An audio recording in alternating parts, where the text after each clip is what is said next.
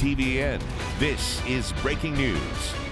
Good morning, everybody. I'm Kyle Lauder. Thank you for starting your day with us. We do have breaking news this morning. We're learning about a fire that broke out at a house in South Reno.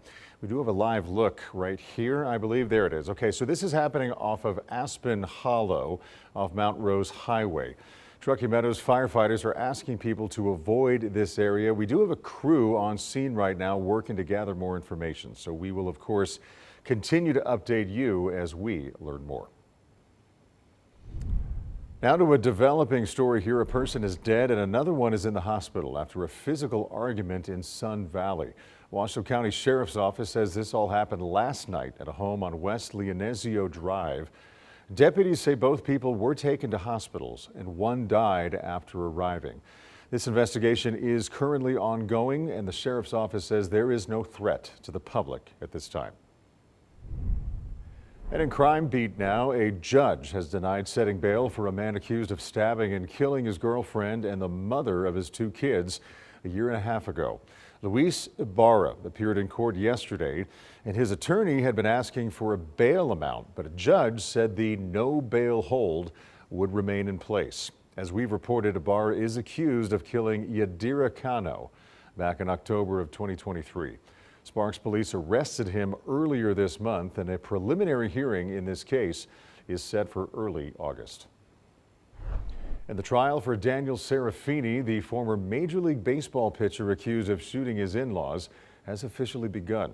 As we've reported, Serafini is accused of killing Robert Spohr and attempting to kill Wendy Wood back in 2021. Yesterday, the judge heard from attorneys as well as media outlets concerning their requests for cameras in the courtroom, according to information from the Placer County District Attorney's Office.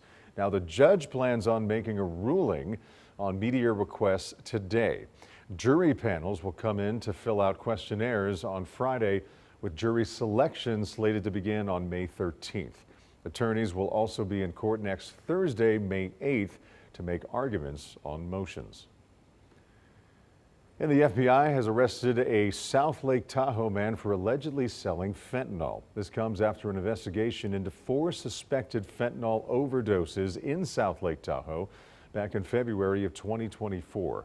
Now, the FBI says 31-year-old Timothy Austin Pannell allegedly sold fentanyl disguised as cocaine to 2 of the victims.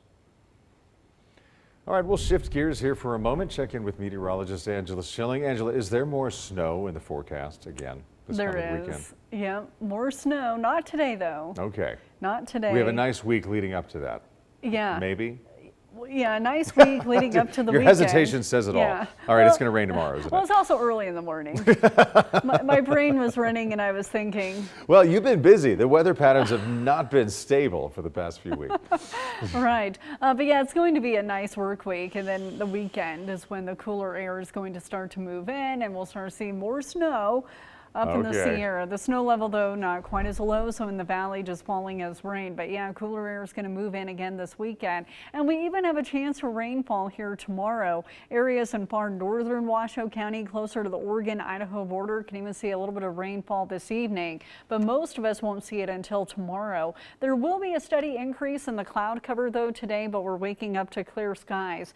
It's going to be pleasant, though. It's going to feel comfortable outside. Highs will be anywhere between 5-10 degrees above average. Will already be in the lower 60s by lunchtime, and by the time you drive home we'll be at 70. Pretty quiet though this morning. Not a lot of cloud cover in the Truckee Meadows to start your day, but just up to the northwest we have some high level clouds, and those are going to start to stream in here and expand southward as the day goes on. Where it's raining is right along that frontal boundary that's going through Portland, Seattle, and Spokane. There's not a lot of cold air with it, but it will increase our cloud cover later today and give us a chance for rainfall tomorrow. Not a bad start though for us. Most of us are in the 30s and above freezing, but 32 in Minton and Gardnerville. I'll have a full look at your forecast coming up here in just a few minutes.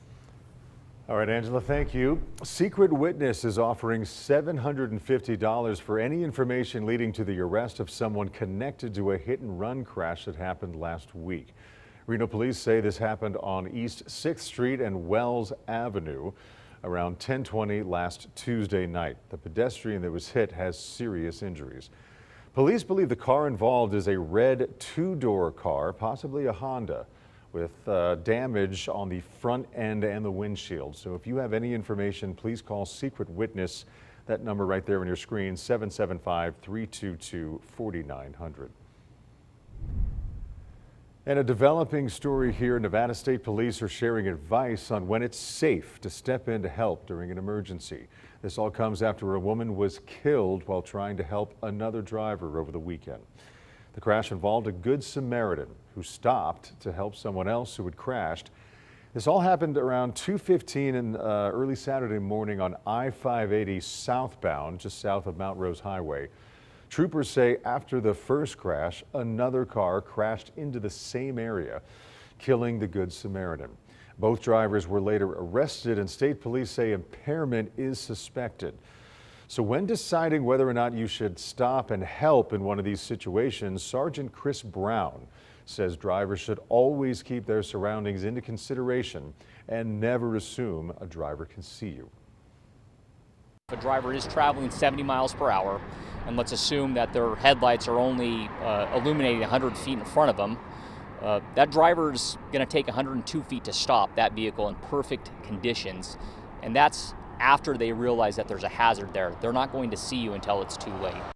Now, Sergeant Brown went on to say that he is not discouraging people from helping others. However, it's extremely important that you're prioritizing your own safety. He tells us first responder vehicles get hit all the time by drivers who are not paying attention when responding to a crash. So if you do come across a crash and you're not able to provide aid yourself, then just dial 911. And still to come on 2 News Nevada this morning, the Nevada Secretary of State is trying to increase voter turnout among young people. How he's doing that